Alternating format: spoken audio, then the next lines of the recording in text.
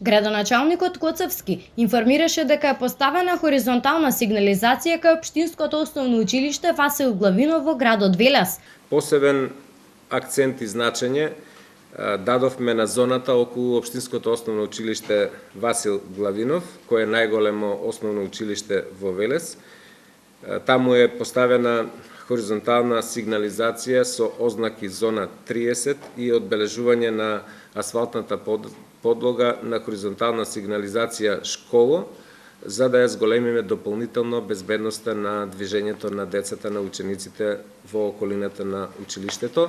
На денешната пресконференција, градоначалникот на општина Велес извести јавноста и дека ноќва на полнок започна воспоставениот нов режим на сообраќај со еднонасочно одвивање на сообраќајот. 11 октомври Никола Караев и доктор Христо Татарчев.